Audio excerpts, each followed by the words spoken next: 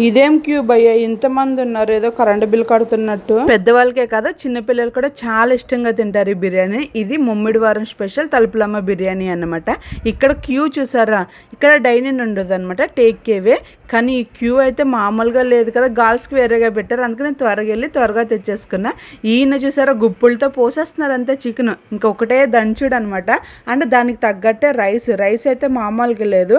ఆ ఒక్క పొట్లమే మనకి దగ్గర ముగ్గురికి ఫుల్గా తినేయచ్చు అడల్ట్స్, అంతలా ఉంది ఆ పొట్లో. ఆ బిర్యానీ నేను ఇంటికి తీసుకొచ్చి ఇంటి దగ్గర తిన్నాను అనమాట. నేను, మా మమ్మీ, మా సిస్టర్ అండ్ పిల్లలు. మాకైతే కంప్లీట్ సరిపోయింది. జస్ట్ 220కి వచ్చేసింది అనమాట నాకు ఈ బిర్యానీ కంప్లీట్.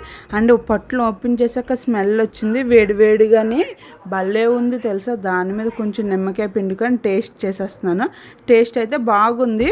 ఆ ఫ్రై పీస్ కూడా చాలా సాఫ్ట్గా ఉంది. పీస్ కూడా మనకి ఇట్లా అంటే అట్లా బ్రేక్ అయిపోతుంది, అంత సాఫ్ట్గా ఉంది. ఇది రైస్ వచ్చి బిర్యానీ రైస్ కాదు, పలావ్ రైస్ అనమాట. మనకి బాస్మతి రైస్ కాకుండా వేరే రైస్తో కుక్ చేస్తారు ఈ బిర్యానీని. టేస్ట్ అయితే చాలా బాగుంది. అండ్ వాళ్ళు ఇచ్చింది ఏంటంటే ఒక గ్రేవీ అండ్ రైతా కూడా ఇచ్చారనమాట. దాంతో కూడా ట్రై చేసాము, అది కూడా బాగుంది. కాకపోతే గ్రేవీ ఎట్లా ఉందంటే మనకి కొంచెం ఫ్లేవర్ డిఫరెంట్ ఉంది. ఎప్పుడూ తినలేదు.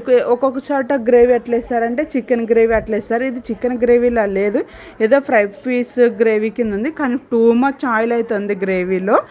అండ్ టేస్ట్ అయితే ఓకే, అంతలా లేదు.